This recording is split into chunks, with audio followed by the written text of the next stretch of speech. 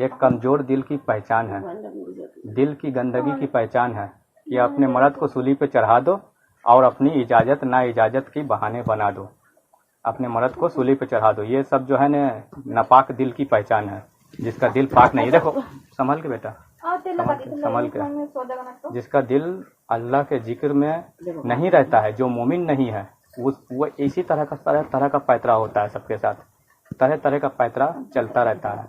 जिसके दिलों में बुग़्ज़ रहता है, कीना रहता है, दिलों का बुग़्ज़ कीना अपने अंदर का मिटा लो और फिर इजाजत ही इजाजत रहेगा। तुम्हारे अंदर भी बुग़्ज़ है, कीना है, लोग तुम जाहिर नहीं करोगी, बोलोगी नहीं, सब ऊपर दिल से तो कहोगी नहीं जी हमारे अंदर में कोई बुग़्ज़ नहीं है, कोई कीना नहीं है, कोई नफरत नहीं है। हाँ, सब बोलता है, लेकिन अंदर से बुग़्ज़ और कीना पाले रहता है। ये चीज़ हम जानते हैं, अंदर से मैल भरा रहता है, जाहिर में दिखाता है। ये है नापाक दिलों की पहचान, मोमिनों की नहीं, मुनाफिकों की पहचान, मुनाफिकों की पहचान। जो हुजूर पाक के ज़माने में जो चंद मुनाफिकों ने मिलकर हजारों की तादाद में हुजूर के लश्कर को गुमराह किया। शैतान वार किसके ऊपर करता है? इंसान के कल्ब पे, दिल पे, क्योंकि इंसान का जड़ बंदे का दिल है ना। जिस तरह से हर चीज का एक शाखा होता है, जड़ होता है, जैसे तरह से ये मकान है ना, मकान का जो जड़ क्या है? पिलर है ना, पिलर। तो इसकी मजबूती पिलर पे टिकी हुई है, नींव पे टिकी हुई है। अगर जड़ कमजोर रहेगा तो मकान ढह जाएगा, गिर जाएगा। इसी तरह से इंसान का जो जड़ है, इंसान का जड़ उसका दिल है, समझे बेटा। इंसान का जड़ उसका दिल है। अगर दिल मजबूत रहेगा अल्लाह के जिक्र से दिल मजबूत रहेगा। दिल की धड़कन में जब अल्लाह के नाम का जिक्र गूंजेगा, दिल की धड़कन में जब अल्लाह के नाम का जिक्र गूंजेगा तो जड़ में क्या मिलेगा? उसको पोषण, उसको तत्व, उसको पानी मिलेगा। क्या? किस चीज का पानी? नूर की गिजा।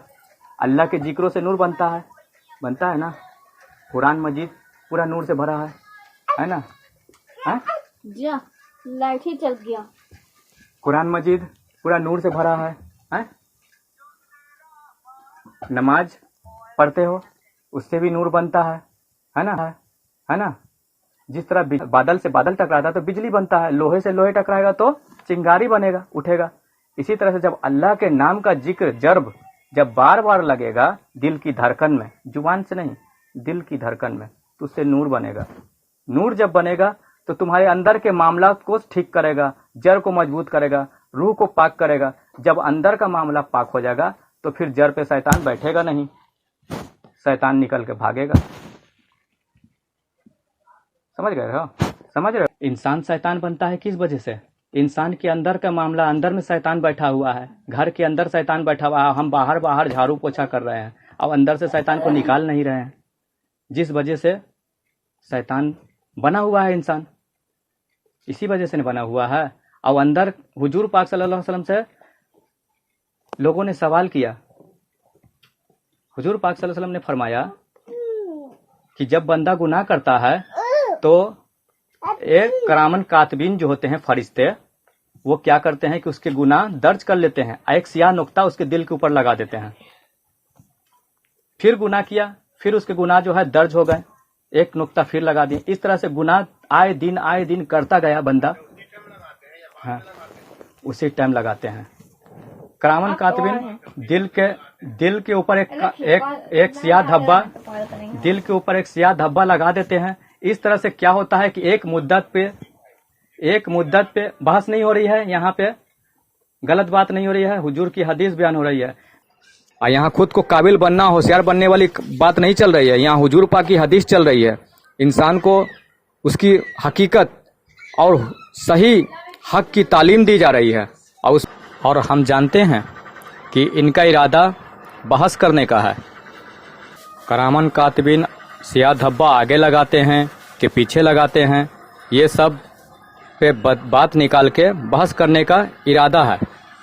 इसलिए इस बात पर बहस नहीं करें तो अच्छा है।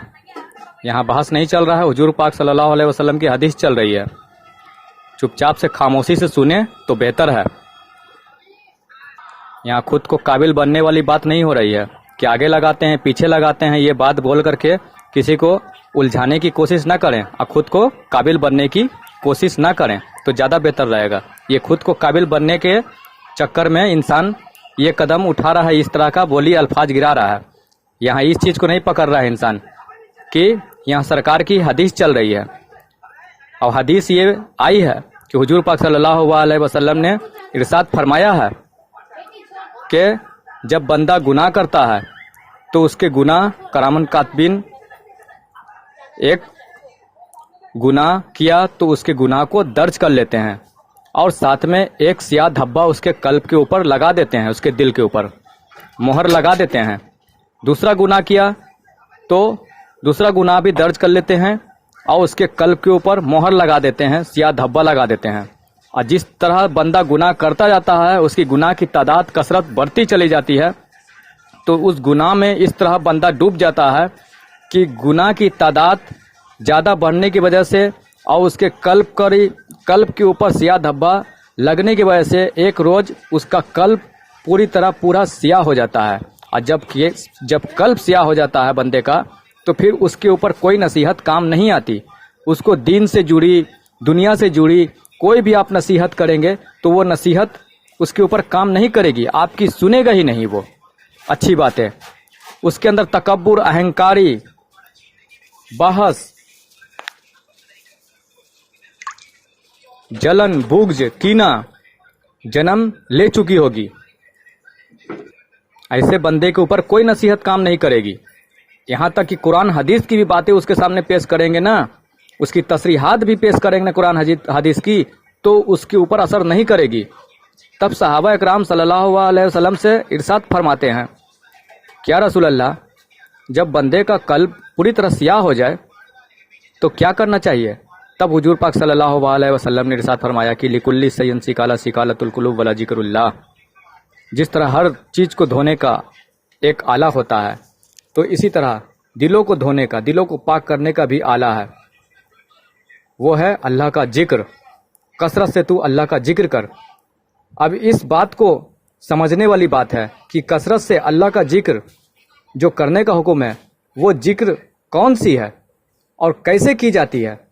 क्या ये लफ्ज़ों के जिक्र है?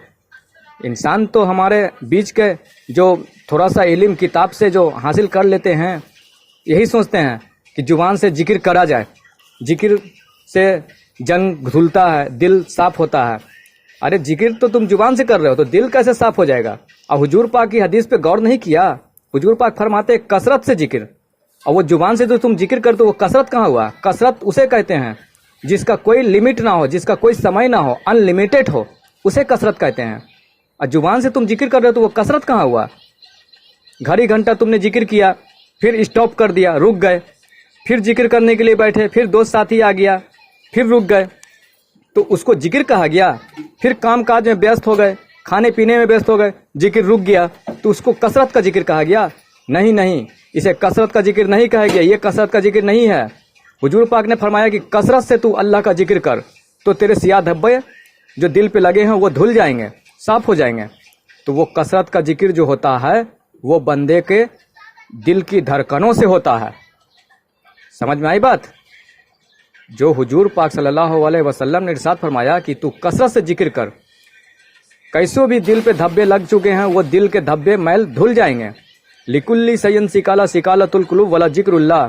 हर चीज को धोने का आला होता है, इसलिए तरह दिलों को धोने का आला अल्लाह का जिक्र है। कसरत से तू अल्लाह का जिक्र कर।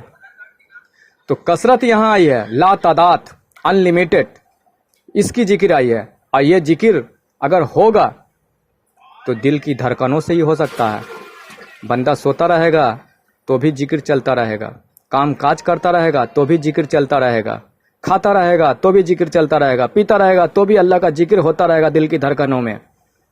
यहाँ तक कि खरीद फरोख्त भी करता रहेगा तो अल्लाह का जिक्र दिल की धड़कनों में चलता रहेगा। करवटों के बल भी अल्लाह का जिक्र चलता रहेगा।